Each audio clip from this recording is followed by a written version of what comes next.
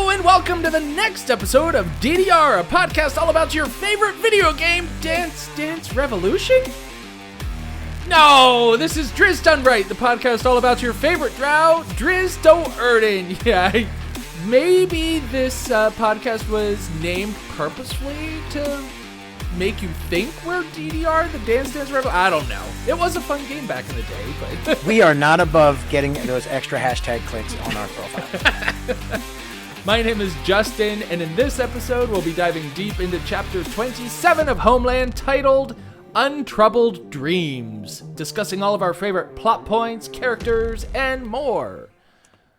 And my name is Jeffrey. You know, we're both really big fans of D&D, so in each chapter, we're going to invite you to delve into the dungeon with us and see how parts of this chapter relate to the tabletop role-playing game that, you know, we all love so much. Remember to stay on the lookout for traps and bad guys, and we'll do our best to get you out in one piece when we're done. Yeah, hopefully no one gets hurt. Following along with the show is easy. Just grab a copy of the book and read the next chapter, and then you can just tune in every week. But remember, we want to hear your thoughts too, so you can share those with us via email at drizztdoneright@gmail.com. Or, better yet, be part of the ongoing discussion.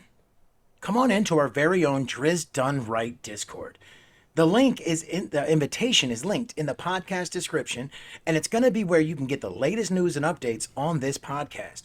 We're going to take a small break between books 1 and 2 because, you know, we like to shake up how we're doing things moving forward so that maybe we can try to fit in all 30 plus books that Mr. Salvatore's been able to write for us. So make sure you get that invitation and join the Dim Light Squad so you don't miss a thing moving forward. Yeah, absolutely. And a little apology to our listeners that are keeping up with us, up to date, staying live with the show. We had a little bit of technical difficulties with recording this show, this episode, I should say. And, people that are watching, in the future, you won't even know. You won't notice anything. The future. No, and, not to put too fine a point on it. When we started recording the podcast, we did not know everything we're going to need, technically speaking, moving forward. So myself, as I'll raise my hand, is a little bit behind on the technology side of things. And No. when we tried to record it, it just didn't make it fully the way that we want it to. So yeah, we're gonna go ahead, rewind it back, and give you guys a good take, a full take, because that's what you deserve. Rather than a 14-minute out of 45-minute take. Yeah. What happened is, the full packet I tried to send didn't make it. Maybe the mail courier through the Gmail decided to drop it. He was having a bad day. Whatever happened, it did not make it to the destination. Yeah. I put up an apology in our Discord. Remember, that's where you get all the latest updates and everything going on. To let you guys know, and what we're going to do is record this one and the next one, not back to back, but in the same week. I'm going to feed you guys the content, hopefully, that you're waiting for. Awesome. Well, here we are on, today is June 27th. Jeffrey, how are you? I'm pretty good. Just went to the hospital on Monday. Yesterday. No! Why? Yeah. What happened? I had to do an MRI on my liver. Yeah. Oh, okay. Yeah. That's right. You were telling me about that. That's right. Yeah, precautionary stuff. Yeah. They want to make sure that, everything looks good and going forward. And that was like a while back, the doctor told me I had a fatty liver. Not sure if it's genetic or if it's just what I eat because, fat kid loves some sweets over here. But, just as you get older, it turns out that, you got to make these appointments. You got to show up. And part of adulting is making sure as much as possible that your body is in the right shape to move forward. So, just little upkeep went there. Other than that, been watching, a couple of TV shows with Elizabeth. We just started Yellow Jackets. Have you ever seen that? I haven't, no. Oh man, it's on Showtime, and it's got Christina Ricci, Juliette Lewis. I cannot remember the other lady. You would know her from a bunch of stuff. And it's about soccer players in high school. They go on a game, go into nationals, plane crashes. They got to go through some stuff to survive. Well, yeah. Oh man. And so it bounces back to the crash and then forward into the future as they're adults. Okay. So it's been quite visceral. So far, been pretty good. Not what I expected. Pretty star-studded cast. Yellow Jackets. So, Yeah. Yellow Been Jackets. enjoying it. Okay. All right. Watched Dexter, New Blood. It's one of my favorite shows ever. I Was Dexter. haven't gotten into that. Just the amount of blood, I don't know if I could handle it. No, completely understand. But the fun thing about Dexter is it's not a horror. You know what I mean? It's like a lighthearted, dark comedy. Right. That's what I hear. But I'm still just like, the blood. I don't know. Yep. Nope. And it is. It's very bloody because he's a blood splatter analyst. Right. But he's a serial killer that hunts bad guys that get away from the law. Yeah. So it's a really fun anti-hero concept. Right. And one of my favorite shows ever. So they had a new season on Showtime. I got to watch that. They're not going to have any more, but it kind of tied the entire series together because there's 8 seasons. It ended on kind of a wet fart. Yeah. Like the end of the finale of the season in season 8 was kind of like, that's what I get. And then 10 years later, they give you another season. It's like, okay. Oh, has it been 10 years? I think so. Something like that. Wow. I know it's an older show, but I mean, talking about old shows, Sarah and I just started season 1, episode 1, starting from episode 1 of The Office last night. Now, have you seen it the whole way through? I have multiple times. Okay. It's just one of those things where we can just like throw it up on the TV and just like, the music playing in the background. And it's just kind of like, I don't know, a little nostalgic and lighthearted. And shout out to my buddy. His name is Neil Rosenthal. He'll never listen to the show because I met him while I was doing openings on Chang's with PF Chang's. So he's in New England somewhere doing things now, whatever. But we were doing opens. Yeah, he's no longer with PF Chang's. He's doing his own thing. But we don't stay in touch. We did openings together. He was my roommate. And when he was my roommate, he would leave on The Office all night. That's what he would fall asleep to. Right, yeah. And there's something about it. Well, it's easy to just leave on in the background. The problem with it is the music on the intro and exit is much louder than the actual scenery. So when you go through 20 minutes of the show, it's fine. And you hear ba ba da da. It's like, whoa, it's so much louder. And so I could never sleep. Thanks, Neil. But that led to me going ahead and getting an eye mask and an earplugs, and then I looked like a zombie when I would sleep in that place after that. But that's what got me on to, you know what, let me just marathon this thing from front to end, and it's great. I don't like when Michael Scott leaves. Steve Carell really made that show for me, and Dwight, because I'm a Dwight. I'm not a full Dwight. You're not a Dwight. I'm a Dwight-leaning individual. So we started that last night, and she just got Peacock, the streaming service. And so I was just like, we got Peacock, so I can finally watch The Office again, because the last time I watched it was when it was on Netflix. And but she got it for a different show. I forget what she's watching, but then Traitors. Is it Traitors? Yes. Is that what it is? Okay, yeah. I know, because Elizabeth is the influence that made her get that. Yep. Yeah, exactly. Yeah. So she'll watch that. While she watches that, I'm out playing Tears of the Kingdom. I put so many hours into the new Zelda game. Nice. So good. Ugh. I'm like, I don't want to spoil anything, but I'm getting pretty far in the game, but I'm afraid of, I don't want to beat it yet. I'm just like, no, I want to explore everything first as much as I can, at least, and before I finally finish it. But I think that's the mark of a good game, right? It makes you want to live in that world as much as possible. Right. You don't want to rush through it. And that's one of the things, with this game, there's a lot of games out there that are very linear. It's just like, well, once you've done this, you go to this step. But with this game, I got into it, and once the world opened up, I ignored the main quests for a good 20 hours. I didn't even, I was just like, look at that hill over there. I'm going to trademark my own term. I am an SQF, bro. That is a side quest freak. I would much rather do everything around it. Yeah. And then finish the main quest, because I know it's feeding me the story, and I don't like being force-fed a story. So I'm just like, look at that mountain. I'm going to climb it. And then halfway there, I'm like, oh, there's a shrine. And go over there. And I'm like, oh, there's horses. I'm going to try to catch one. And man, the ADHD in Oblivion, comes out. I wish I could tell you how long I literally spent shooting deer. Oh, yeah, totally. Just stalking crouching. them. Yes. So much fun. Just living it sounds in so that nerdy, world. but I loved it.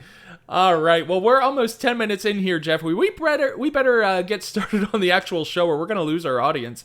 Right? Hang with us, guys. We're going to actually kick into it right now. Give it to him, Justin. All right. We are in episode 27.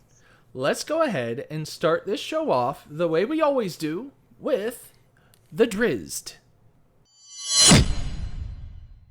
So, the Drizzt is the part of the show where we take a look at this week's chapter and give you the Drizzt of it. You know, here we open up and Zach Nafane is getting his first good night's sleep in what must have been a few hundred years, really. Mm-hmm. How it felt to dream instead of to be assaulted by nightmares. Right. And Zach saw a future with his son who had survived despite all odds. From the beautiful rest, he found himself rudely awoken by the Daughters of Malice. It's going to be my punk rock band if I ever start one in Menzo Berenson. Love it. His presence was requested. Maybe it wasn't so much of a request. I think it was a voluntold type situation. Boy, we're just trademarking terms all over the place. I like that. You make sure you put that on the t-shirt. Zach could tell by their faces that this was not to be a cordial visit. When he arrived before Malice, she let him know that Drizzt was out breaking rules. And Zach relaxed a little bit. After all, boys will be boys. Even Drow boys. Amid the commotion, Zach tried to downplay the offense, but Matron Malice, suddenly enraged and tired of Zach's sarcasm, lashed out. Drizzt has displeased the Spider Queen, a most serious offense. Then she tipped her hand and let him know that she knew that he knew of Drizzt's crime. The elven child of the surface, from the surface raid, still lives. Ooh. Zach realized that this was far more serious than he thought. Not only did she know that Drizzt hadn't killed the child, well, she had spied on them in the training room. Yeah. He dropped his head as he realized the part that he had played in revealing Drizzt's secret. Even worse, however, Matron Malice spelled out that a life for a life will be the punishment. And Zach Nafane tried to backpedal and explain that, Drizzt didn't know the consequences. He tried to throw every excuse that he could. He explained that House Hunette would likely benefit from this. But Malice was not to be dissuaded. The Spider Queen demands his death. And without her favor, House Do'Urden will not succeed. So this... Zach Nafane... Sorry, I'm going to interrupt you a second here. This seems... I'm really bad at irony, like understanding what irony is. But isn't this a little ironic? The fact that Zach Nafane was trying to kill Drizzt. But then that situation came up where it was just like, oh, like it's revealed like, hey, like I didn't actually kill the surface child. I am still here. Like I'm still the same Drizzt that I have always been. And then he's like, oh, you're saved. And then it's like, but his what do you want to call it? His charismatic, his persuasion, not his persuasion, but his like forceful way of getting Drizzt to spit that out. You know what I mean? Just, brought Drizzt's death on just from a different direction. You know what I mean? Like, yeah. Like, that's... I think you're right, because he spent so long debating if he should kill Drizzt. He spent so long sitting on the balcony with that cup of Nespresso looking out over Menzo Berenson and thinking about maybe Drizzt should die and not come back. And then presented with the fact that Drizzt is going to die, he's like, well, hold on a second. You're really overreacting. Yeah, right? I wasn't even thinking about that. Like, hold on, you want to kill... No! Like, isn't that a little harsh? So, Zach Nafane continues to beg for mercy on behalf of his son. But her name is Matron Malice, not Matron Mercy. I love it. And she would not be moved. Zach realized the true reason that he was brought here, and he stepped forward willingly into this trap. They traded barbs as they both realized that Matron Malice was going to get exactly what she wanted, without a fight from Zach Nafane. He went willingly toward his certain death and saw a bit of sympathy from Vierna. And when he stopped to remark, she only lamented the waste of this situation, not being able to see them fight together in the battle for House Do'Urden. Zach spoke of his hopes that Drizzt would be able to succeed where he had not, to do more than survive. The braziers roared to life as Matron Malice chanted, But Zach had other thoughts on his mind as he began his final transition. Do you think... It's a little haunting there, bro. I'm not going to lie. Like, Oh, when no, I wrote totally, that at the end totally. and it comes out towards like his final transition. Oh. Do you think that Zach and Drizzt together fighting House Hanet would outweigh the Spider Queen's favor? No. No? Only because a lot of what they do is based on magic, right? And we saw the beginning when they fought, oh my goodness, all the way back to House Devere, that Right. the big turning point was that one house had magic, Okay. the other one did not. Good call. So Zach went in and he butchered the clerics. He whipped out the tongue of the matron that was of House Devere. High five, Zach. Great whip shot, being blinded. But that's all made possible, at least more easy, because they couldn't defend themselves with magic. And I think what Matron Malice gets at here is that, yeah, you know what, Drizzt is a great warrior, but the ability to protect themselves with magic and lash out at the other house with magic really does set apart, because the warning Right. systems, the wards, the glyphs that they put up to protect themselves, these are all weakened and they're not as effective.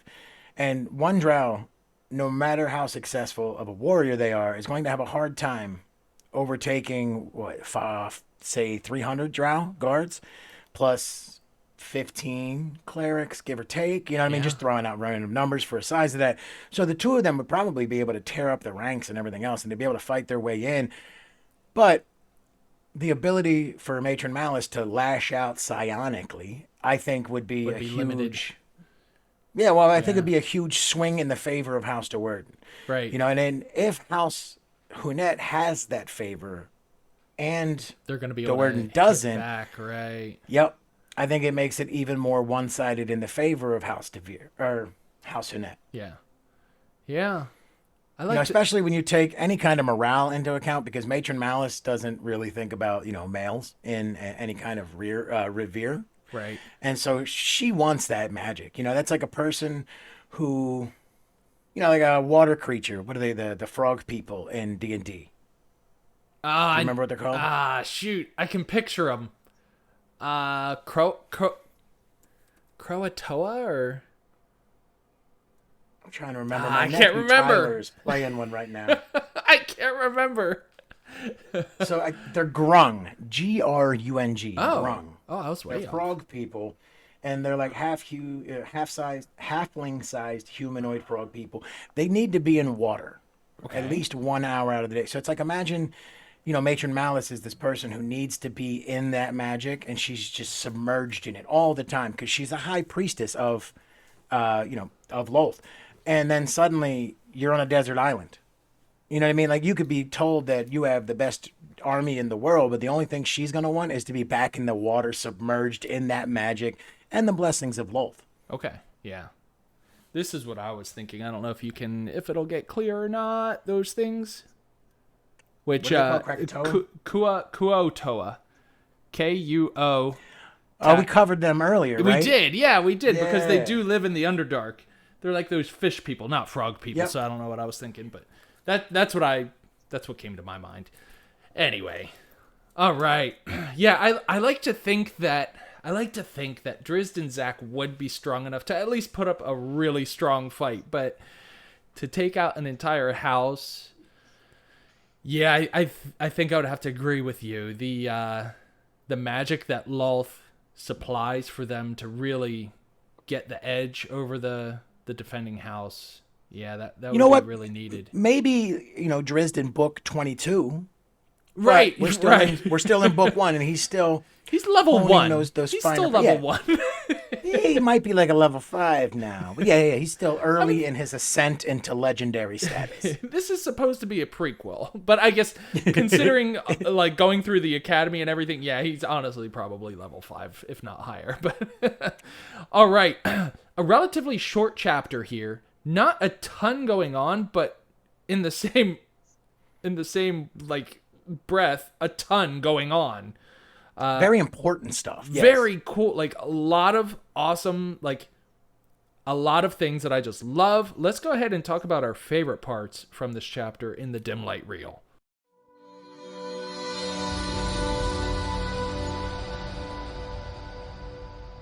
The dim light reel is where we cast darkness on our favorite parts of the chapter and dim light all of our favorite characters, events, descriptions, and more. And yeah, so Jeffrey, short chapter, Yes. but Correct. I'm giving you two.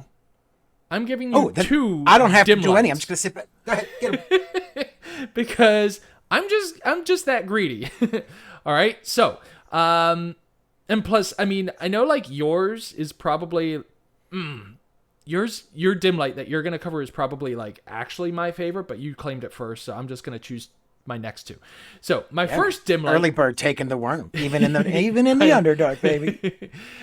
So my first dim light comes after Zaknafein has offered his life for Drizzt. Okay, so this was all like obviously a setup, which I think my first read through I didn't quite pick up on that, but then it was just like, oh yeah, like she was hoping that would happen, right?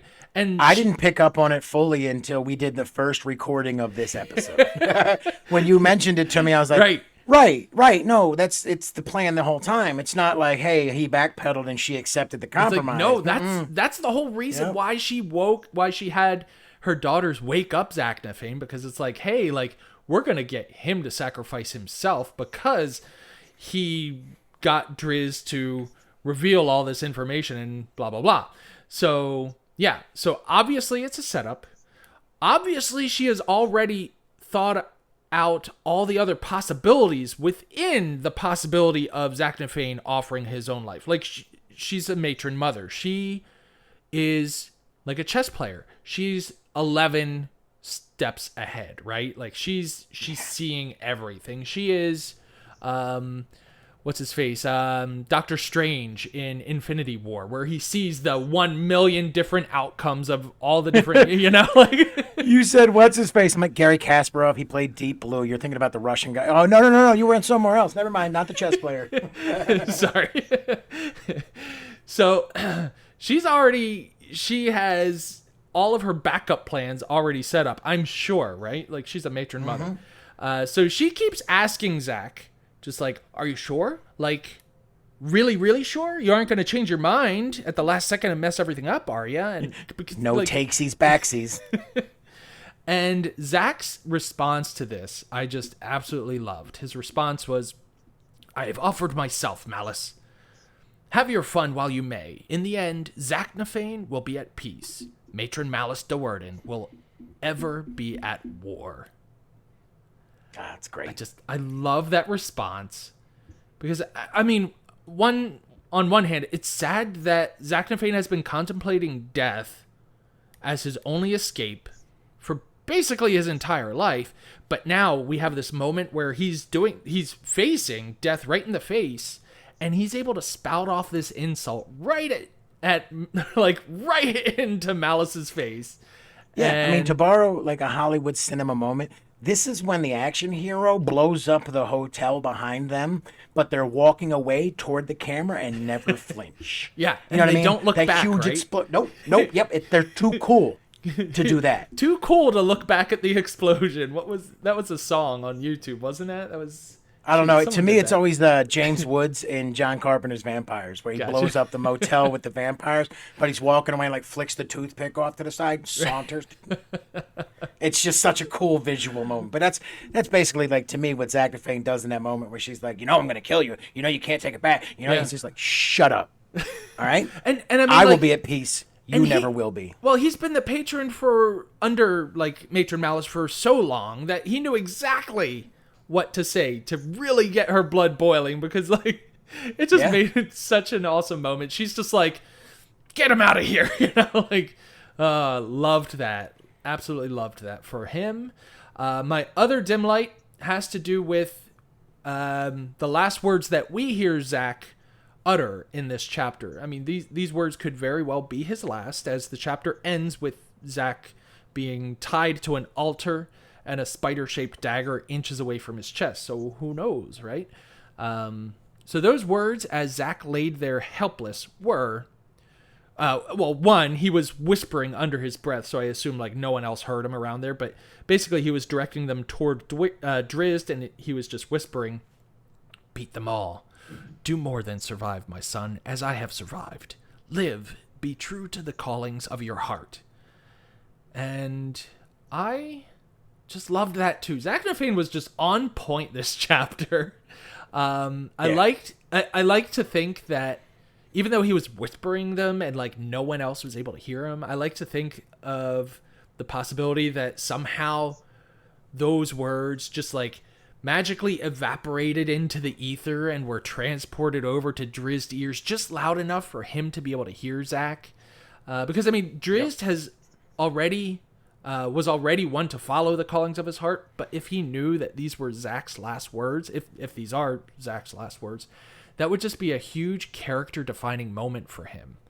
Oh, yeah. It's almost like, he speaks out, in a low voice, but it goes out, like you're saying, and then, like, right into, like, the soul of Drizzt. And, like, even if he can't hear it with his ears, maybe he just feels senses it with every fiber of his being. Exactly. Yeah. I love that. Love that moment.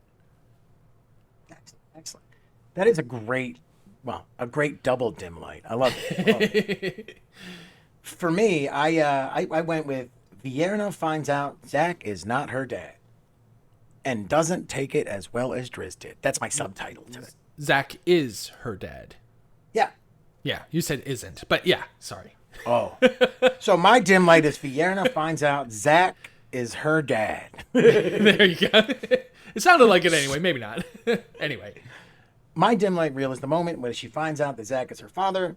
When Drizzt had this revelation, it ended it in a great peace between the two. So I thought it'd be interesting to see how Vierna takes the news. Mm-hmm. We start off right after Zach Nafane had offered himself up as tribute and told Malice, this line I love, I told you earlier when you said it, "In Zach Nafane will be at peace. Matron Malice Do'Urden will ever be at war."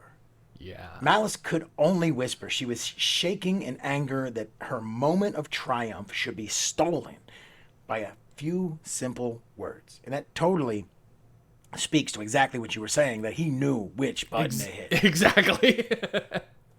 So she whispers out, "Take him." That's all she can say. Zach offers no resistance as Vierna and Maya tied him to the spider-shaped altar in the chapel. He watched Vierna mostly, seeing an edge of sympathy rimming her quiet eyes. She too might have been like him. But whatever hope he had for that possibility had been buried long ago under the relentless preaching of the Spider Queen.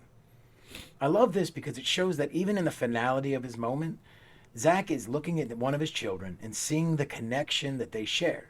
He's looking at his reflection inside of Vierna, and a piece of him is always clinging on to hope. Sometimes that hope is that his child will suffer a quick death instead of living into the torture of Menzo Berenzin. So it's not always sunshine and rainbows with Zach, which brings up the odd question. Justin, do you think that Drow know what a rainbow is? So, that's a tricky one. I mean... Right? I mean, they obviously hate the great ball of fire in the sky. So I don't think that with infravision, even if they were up on the surface after a rainstorm and the sun came out, that they'd really be able to see the rainbow in the same way because it's heat patterns, right, is what they see. And now you're the scientific guy. I'm just throwing out scientific questions. If it's the refraction of sunlight or light passing through the prism of water, would that show up in infravision? So I will say that infrared is the same phenomenon as visible light. It's still an electromagnetic wave. So, like, visible light is the rainbow colors, right? So Roy G. Biv, I still remember that. The red is the outside, the largest radius part of the... Okay, so above that would be infrared. And going in that direction, right? So going above the rainbow. And so, I mean, thinking about it from a scientific standpoint, a rainbow in infravision would look very different from a normal rainbow. Would it be like a lack of that then since they see around it instead of like seeing the light itself? Because we see it refracted, and it's Roy G. Biv, red, orange, yellow, all the way down to violet. And if infravision is above the red spectrum, so would they then see like the absence of the rainbow when the rainbow is out? I mean, if they're looking with infravision and not like regular light vision, right? Then I would think they would still see a infravision shaded rainbow, possibly different shades of infrared. I don't know. That's very interesting to think about. If any of our listeners have their thoughts on it, remember, come into the Discord, join the Dim Light Squad, throw it up in the general discussion. Let me know if you think the Drow would be able to see a rainbow or what they would think of a rainbow. If you've not yet to join the Discord, remember, we do have an email, drizztdoneright@gmail.com. Please shoot an email over to us and let us know. We always love to hear from you. Yeah, and not to carry out on this conversation too much. Yeah, if they're not producing light in Menzoberranzan, they're probably not seeing many rainbows. But how often do they have to go out and water the mushroom garden? If they get their garden hose in just the right spot, and there happens to be the faceless one with a candle in his window, maybe they can catch a quick. Or I mean, Narvandel is the light. That is visible light, cavern. right? Right. I don't know. Anyway, Zach looks back at Vierna. You are sad, he remarks. Vierna strengthened and tugged tightly at one of the bonds on Zach, causing him to grimace in pain. A pity, she replied, as coldly as she could. House Do'Urden must give up much to repay Drizzt's foolish deed. I would have enjoyed watching the two of you together in battle. The line, as coldly as she could, is the one that really interests me here. Have you ever been in a situation where maybe you felt out of place? Maybe you're in a scary situation and someone asks if you're afraid, but you're surrounded by your buddies or your coworkers or whatever, and you puff up your chest and say, I'm not afraid. Almost, more to convince yourself than to anyone else. Trying to convince yourself and put on a brave face. I mean, that's kind of what I feel like Vierna is doing here, saying, I'm not crying, you're crying. House Hunnett would not have enjoyed the sight, Zach replied with a wink. I mean, how boss do you gotta be in the middle of going to get sacrificed to just shoot a wink at your dog? Right. Like, well, they wouldn't have enjoyed that wink. Right. To like crack a joke like that, and it's like, I'm about to die. Might as well have a little fun with it. Cry not, my daughter. And Vierna slapped him across the face. Take your lies to your grave. Oh, man. So, we see that Vierna did not take this nearly as well as Drizzt did. Deny it as you choose, Vierna, was all that Zach cared to reply. Vierna and Maya backed away from the altar. Vierna fought to hold her scowl, and Maya bit back an amused chuckle as Matron Malice and Briza entered the room. So Vierna lashes out at Zaknafein and accuses him of lying, but when Salvatore writes that she's fighting to hold on to her scowl, I gotta think that she knows. Yeah. Somewhere deep inside of her, she knows the truth as well as anyone else does. But her years of indoctrination at the hands of the Spider Queen will not allow her to let her facade slip. Yeah. When she was the weaned mother of Drizzt, we saw her acts of kindness, the reflections of Zaknafein's blood inside of herself. Mm-hmm. But she's aged now, and she's a very, very clever Drow. To show weakness is to place herself in the altar as well, and I don't think she's willing to go that far. So I feel that she does her best to lash out in anger and blame Zaknafein and Drizzt instead of accepting the truth that's staring her right in the face. Can you really blame her? To accept the truth now as she is tying Zaknafein up for sacrifice is to admit that she's taking a hand in killing her father. And that's a lot for anyone to take in at the last moment. So she puts on her metaphorical mask in place and goes about her job as best as she can. Right. Well, I mean, like, what else can she do? Like you said, if... Yeah, jump right into the fire and frying pan with him. I mean, that's really it, right? Yeah, that's the only thing she can do. And, like, at that point, what is Zaknafein trying to really... I mean, he wants her to know the truth, but it's just kind of like... Man, Zach, what are you doing to her right now? Like, you're putting her in this position where she's going to feel bad either way. Either dead or bad, right? Yeah, no, you're right. It is a weird spot. Because I don't think he's trying at any point really to, like, make her feel bad or guilty or any of that. But by saying that, like, really, what's the outcome? I mean, if she does know that Right. Zach's her father, great. I mean, you're just reinforcing the fact, but you're dying. I mean, you're Yeah. most likely you're being put on this altar and sacrificed. Yeah. So, does he expect her to suddenly lead some type of rebellion against House Do'Urden? There's no chance. That is not what he's thinking. You know, especially knowing that Maya is there, and then there's also Breeza and Malice on their way in. There's no chance. Right. You know, they're like, she's not going to let him out, and they're not going to fight their way out of the house. And it's like, No. towards what end? Because Zach spent his whole life knowing he can't leave. Right. So yeah, it is weird that he's just in his last moments like, hey, wink, what's up? Yeah. Oh, man. All right. Awesome dim lights this week. Jeffrey, Yes. I think it's time for the Dungeon Delve. The Dungeon Delve.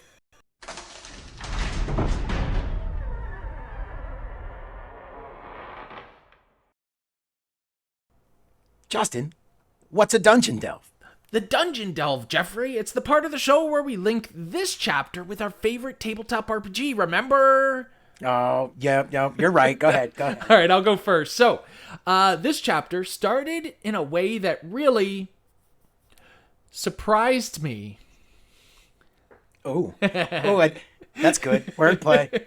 So Zach was sleeping and having the most wonderful dreams. I mean, the poor guy has spent the last at least 3 decades, right? At least as long as Drizzt has been alive, worrying about specifically Drizzt, and he finally had a chance to have a restful night now because he realized, like, from the previous chapter, that Drizzt was still the same Drow, the same Drizzt, the same naive, good-natured kid, right? And so Still a drow. still a Drow, but yeah. Not a bad drow, but still a drow. So he finally had a chance to have a restful night of sleep. That all came screeching to a halt when he awoke to Breeza above him and his swords in Vierna's and Maya's hands. And when I first read this, Jeffrey, I was like, hold on. This is Zaknafane we're talking about. No one sneaks up on Zaknafane. Not just that, but the gall they have to put their hands on his weapons. That'd be like him sneaking in to wake up Breeza and holding her snake whip. Like, hey, get out of bed. Yeah. Got places to be. Come on. And so, like, at first I'm like, no. And R.A. Salvatore pretty much acknowledged this idea that, they did sneak up on him, saying that Zach was finally at ease to the point where he was able to rest well. So basically he was so relaxed that his passive perception was lowered. Meanwhile, the Do'Urden clerics maintained a high enough stealth check that they were able to enter the room unnoticed. They might have even used a little magic to help sneak in there even a little more quietly. And these, my friends, are the perfect ingredients for a surprise round. Oh, I see what you did there. Yeah. So a surprise round is something that all players and DMs really should be aware of. It's basically a free turn at the start of an encounter. But let's jump into this scenario and give some role values so that you can see how this would play out in a game. So let's pretend you are Zaknafane, and you had... Okay, I'm Zaknafane. and you had an eventful day, right? You just found out something huge. You just found out that Drizzt is still Drizzt, and now you can finally put your mind at ease. And because Makes me happy. Yeah, exactly. You're finally relieved. Because of this, you're able to finally sleep well. And me, as your DM, I'm going to have you roll a perception check as you sleep. As a DM, I could also possibly ask you for your passive perception. Your passive perception would just be calculated by adding 10 plus your perception modifier and your proficiency bonus if you're proficient in it. But yeah. So let's pretend, Zach, that you rolled your perception and you got a 10. I'm not happy with it. I'd like to re-roll again. Oh, that's not great, is it? No, you're probably looking for inspiration right now, but Breeza's going to whip you soon, but So, yeah, that's pretty low for Zach. But let's not forget, 30 years of worry was just lifted from him. Now he's able to sleep well, right? So 10, not so great, but yeah. Now, the Do'Urden trio come waltzing in, but they aren't stomping their way in. They're being very sneaky. Again, possibly even using magic to aid in their guile. Me, the DM, I'm going to go ahead and roll a stealth check for them. And hey, I add their modifiers, blah, blah, blah, and I get a 13. I am still not happy with rolls going on right now because Zach Nefane and I rolled lower. But go ahead.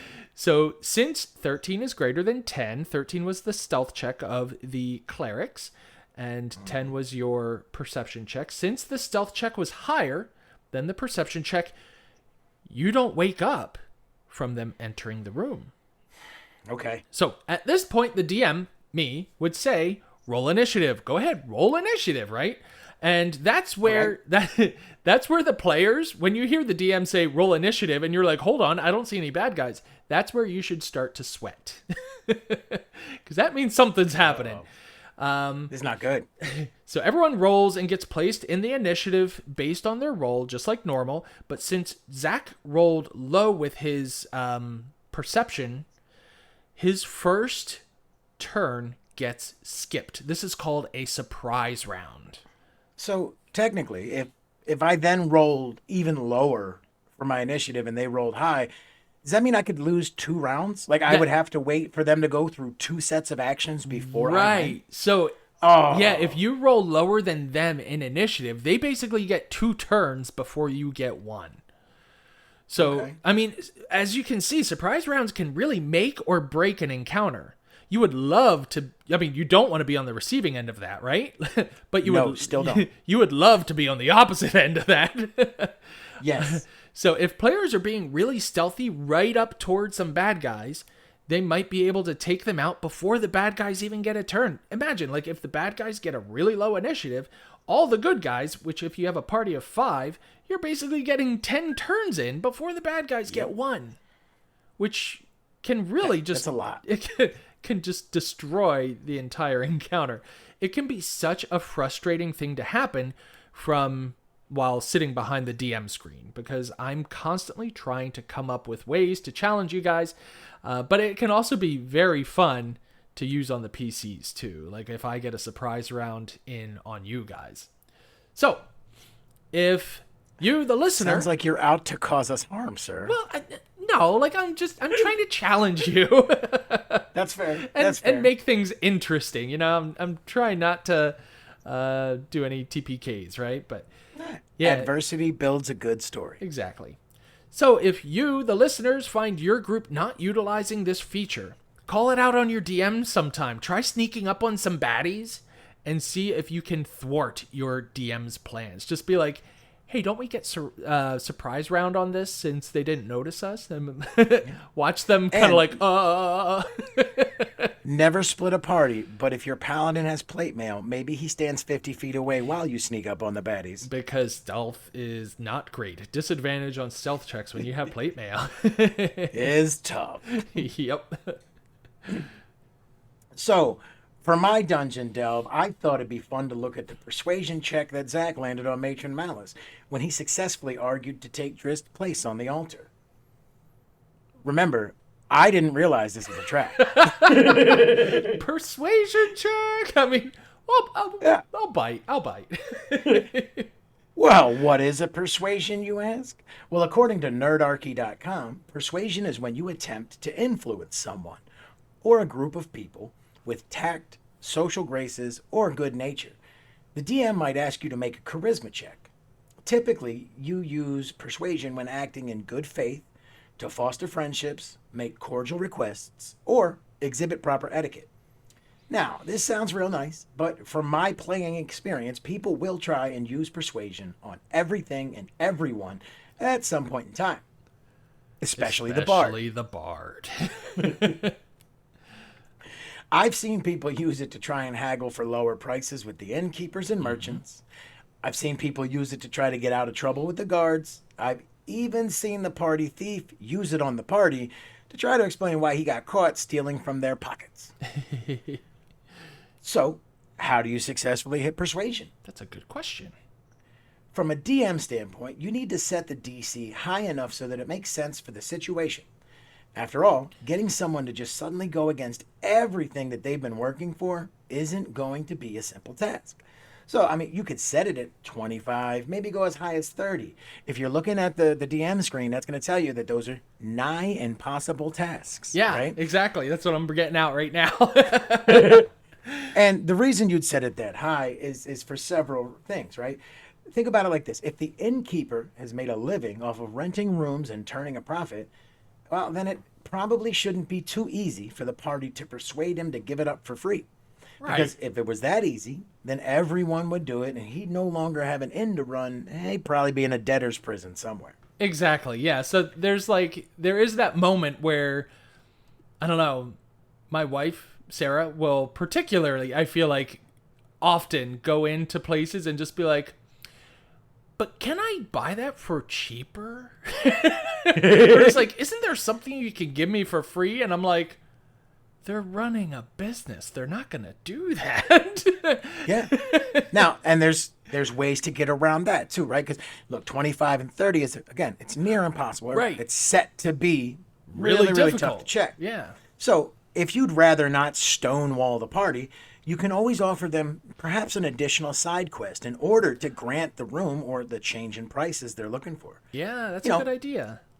Maybe you have them go out and hunt down some ingredients that you need, or something of equal price that they can accomplish through deeds. I know one of the ones that you used was we went to, was it Rowena's mill and helped transport the bags back to town for the feed? Yep. Mm-hmm. Yep. And there was the other side quest that I had for you guys where it was like you had to...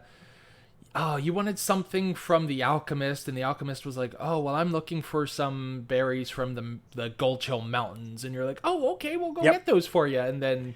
Yep, which was unfortunately nowhere near where I currently was to get the ingredients for my spell. So we had to do a little adventuring, but that's the game. Yep. Yeah, exactly. So a fun note is that persuasion is not mind control. No matter how high of a persuasion check that they roll, even if you set it at 30 and they crush it, they're still speaking to someone with words. They're not a mind flayer. They don't have a psychic hold on someone that forces them to do their bidding. So instead of just magically obtaining a win with a high persuasion check, it could maybe allow the NPC to see their party's quest in a new light. An example of this is, say you're stealing the dungeon keys from a guard to free your friends and, you get caught. A persuasion check isn't going to make them magically forget about the fact that there you are stealing the keys. But, say you do crush the roll, then maybe you could talk him into believing that you were sent by the mayor of the town to bring the prisoners to him. Well, I mean, why were you trying to steal the keys? Look, it's because time is of the essence. The mayor said bring them here before sundown or heads will roll, specifically mine, and I want to keep it on my shoulders. So I didn't have time to explain everything. So you know what? I figured I'd take the keys real quick. I mean, depending on the situation, that almost sounds like a deception check. But if that was true, if the mayor actually wanted that to happen, that would be a perception check, I feel like, right? I think that's the difference between persuasion. No, I think you're absolutely right, and this is one of the reasons I love having you on the podcast with me, is because I'm not always sure of the finer details. They're splitting hairs, you know what I mean? Like, you can persuade them, but I think you're right that in the example I was giving, I'm probably trying to deceive the guard, unless, like you said, the mayor actually did ask. If then it I is wouldn't be making up right. a lie. I would just be persuading them as to why I did the act in order to accomplish it. Yeah, I think that's the line there. But anyway, sorry. any DMs or characters that we've had playing games before, again, join the Dim Light Squad. Put it in our Discord. Shoot us an email, drizztdoneright@gmail.com. Totally. If we're ever wrong on these rules, or say 3.5 is different than 5e, or if you interpret it differently, let us know how you would interpret it. Yeah. Because, look, we're going to continue doing this for a while, and if we're doing things completely wrong, we would like to know. Should probably know. So then we can fix it. The most simplified way of explaining persuasion is that you know how to convince others to see things your way. And it can go a long way in D&D if you're able to use your charm and charisma to get your way instead of brute force. Because while some situations can be solved by the Hulk smash approach that most barbarians take, interactions can be like a finely crafted lock that requires a deft touch in order to unlock it properly without breaking your tools. Right. Or maybe setting off the poisonous dart that would kill you. And I feel like persuasion, like getting out of an encounter using a persuasion skill, still is defeating the encounter. We've had a number of sessions where we don't even have any fighting, and those are some of the best sessions. Those are some of the most fun. I mean, the combat's always fun too, but the one that sticks out to me was when Sarah actually transmuted herself into one of the goblins. We were going to have an encounter, and she went up and she made herself look like a goblin, and then talked to the people, and those people that were on guard duty left. Right. Because she was, she rolled a high enough persuasion check and was like, "Hey, I need you guys to go over there. There's bad guys or whatever happening over there. Like, go." And they were like, "Well, we can't leave. So I'll stay here. Look, I'm a goblin." And they were like, "Okay." There goes the whole encounter. But one person just literally defeated the entire group of bad guys with a deft persuasion check. Right, and that still requires experience as a reward, because it was just a totally different way that you could defeat the encounter. It's awesome. I love it. And that's one of the things for me about D&D that makes it so appealing, is it's not just hack and slash. It's not just like Assassin's Creed where you have to walk around and assassinate people. Yeah. There's literally countless ways to get through an encounter as long as you can imagine it. Right, exactly. Well, as long as you can imagine it and hit the right rolls and give the right explanation. But that's part of the puzzle, right? Getting into the head of your character. Why would they say that? What would they say? How can I explain it in a way that makes sense to that character? It's just another level into role playing. I love it. I love it. It's so much fun. So much fun. Oh, man, Jeffrey, here we are at the end of the Dungeon Delve. We're sitting at almost 52 minutes, I guess. And that's the end of episode 27. 2 episodes again. Left. For the second time. The listeners don't know that, but now they do. So that's going to do it for this episode. Thanks, everyone, for listening. And remember that if you like the show, give us a 5-star rating, subscribe, leave us a comment, or even better, share the show. Also, make sure you're getting the most out of the podcast. Pick up a copy of the book and read along with us. If you don't have time to read, consider getting the audiobook. That's what I do. I listen on my commute. I'm driving 2 hours every day, just about. So audiobook has really just changed my life listening to that. When you've read the next chapter, shoot us an email at drizztdoneright@gmail.com. Let us know what your favorite part was, or you can jump onto the Discord. Remember, the invitation is in the description of the episode. And then on there, you can join in on the ongoing discussion. Remember, we would love to hear from you. Friends, we only have a few chapters left before the book ends. Technically, 2 more chapters left. So I want to encourage you to go into the episode description, click the link to support the podcast. You can send $1, $2, $5. You can send more, or you know what? There's just other ways to also help support the podcast. Not all of them come financially. Justin just mentioned a bunch of them. We always need people to share the podcast, to leave comments, likes, reviews.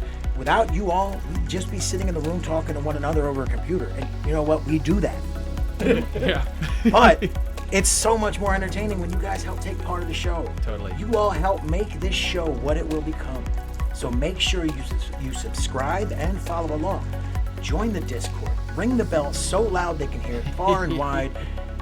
And please, remember, click play on the next episode. And until we meet again, farewell, friends. Play fair, be well.